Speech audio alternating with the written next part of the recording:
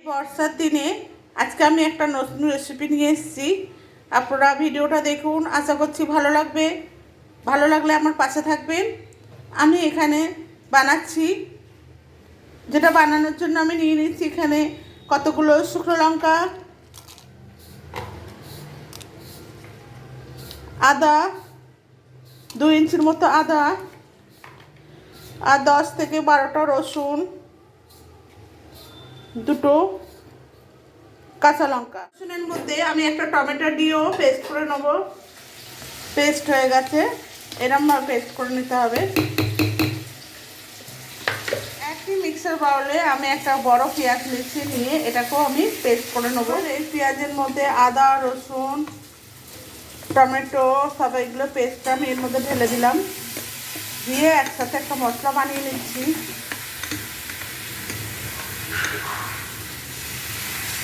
আর দিয়ে দিচ্ছি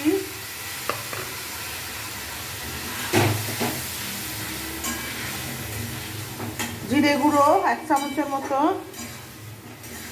আর দিয়ে দিচ্ছি 1 চামচের মতো ধনে গুঁড়ো,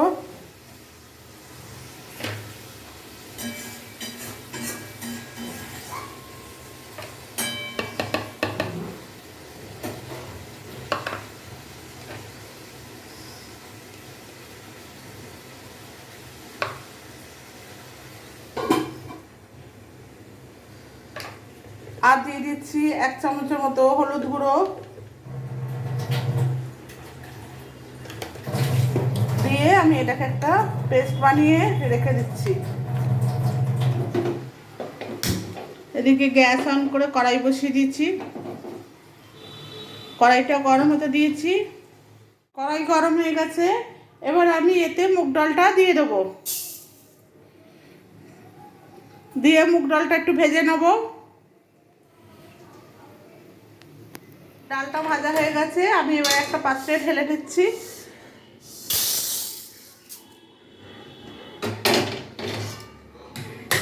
ওভেনে বসিয়ে দিচ্ছি, তাতে কিছুটা জল দিয়ে দিচ্ছি। দিয়ে এবার একটা ঢাকনা দিয়ে আমি ঢেকে দেবো। জলটা গরম হতে দেবো।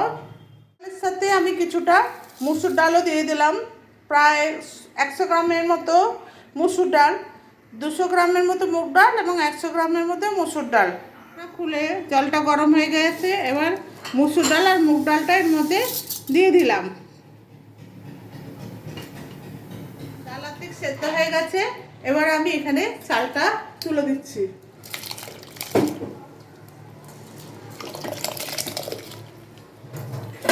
চাল ডাল মোটামুটি সেদ্ধ হয়ে গেছে।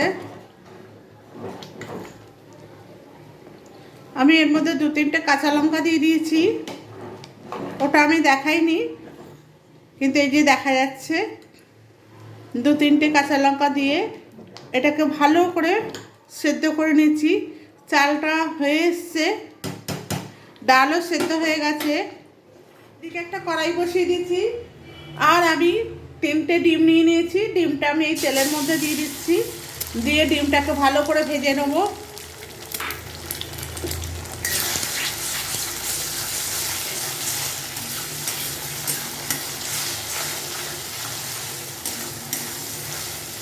ভালো করে ভাজা হয়ে গেছে, এবার ডিমটাকে আমি একটা জায়গায় ঢেলে নেব। কি করার মধ্যে আমি দিয়ে দিচ্ছি তেল।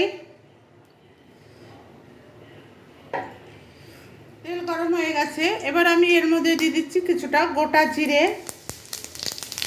এই বৃষ্টির দিনে এইরকম একটা খিচুড়ি খুবই ভালো লাগবে। আমাদের এখানে প্রচুর প্রচুর বৃষ্টি হচ্ছে। এরকম একটা দিনে আমি এই ডিমের খিচুড়িটা বানাচ্ছি। বন্ধুরা, আপনারা বানাবেন, আশা করছি ভালো লাগবে। এবার আমি 3টে শুকনো লঙ্কা দিয়ে দিলাম ফোড়ন হিসাবে। নতুন বন্ধু যারা আছেন, আমার চ্যানেলটাকে যদি সাবস্ক্রাইব না করে থাকেন, তাহলে আমার চ্যানেলটা সাবস্ক্রাইব করার অনুরোধ রইল, এবং পাশে থাকা বেল আইকনটা অতি অবশ্যই প্রেস করবেন, যাতে আমি যখন কোনো ভিডিও আপলোড করব সবার প্রথম আপনাদের কাছে যায়। এবং ভিডিওটি ভালো লাগলে অতি অবশ্যই লাইক, শেয়ার, কমেন্টস করবেন। আর পুরনো বন্ধুরা, আপনাদের কাছে আমি কৃতজ্ঞ।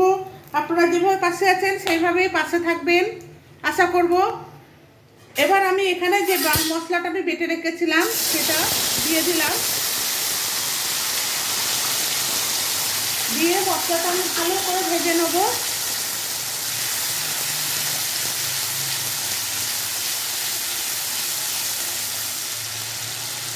নতুন পুরনো বন্ধুদের আমার আন্তরিক ভালোবাসা রয়েছে এবং আপনারা ভিডিওটা ভালো লাগলে তাহলে অতি অবশ্যই লাইক শেয়ার কমেন্টস করবেন। এবার আমি এখানে স্বাদ মতো লবণ অ্যাড করে দিলাম, দিয়ে ভালো করে মশলাটাকে আমি ভেজে নিচ্ছি। এখানে আদা, রসুন, পেঁয়াজ, শুকনো লঙ্কা, টমেটো সমস্ত সব একসাথে বেটে পেস্ট করে নিয়েছিলাম, সেটা আমি ভেজে নিচ্ছি। মশলাটা ভাজা হয়ে গেছে, তেলও ছেড়ে দিয়েছে, দেখুন বন্ধুরা।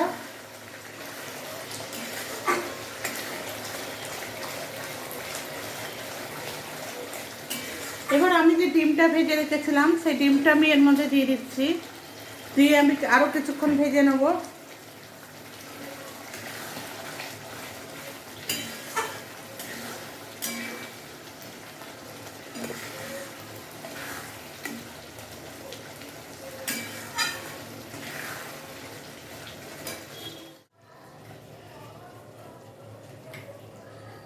এবার এই ভাজা মশলাটা আমি এই খিচুড়ির মধ্যে ঢেলে দিচ্ছি।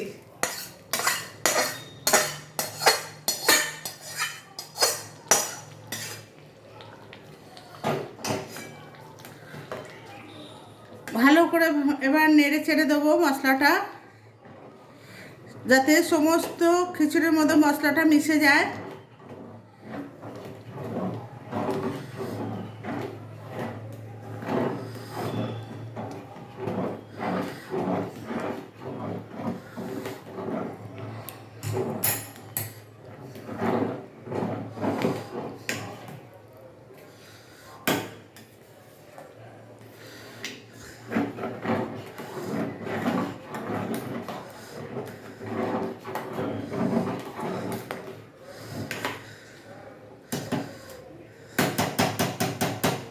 এবার আমি এখানে 2 থেকে 3 মিনিট এটা ফুটতে দেবো। 2-3 মিনিট পর ফিরে এসেছি, আমার খিচুড়িটা রেডি হয়ে গেছে পরিবেশনের জন্য। আমি আবার অনুরোধ করছি, যারা পুরনো বন্ধু তারা আমার পাশে থাকবেন, এবং যারা নতুন বন্ধু তারা যদি আমার চ্যানেলটাকে সাবস্ক্রাইব না করে থাকেন তাহলে আপনাদের কাছে আমার চ্যানেলটা সাবস্ক্রাইব করার অনুরোধ রইল।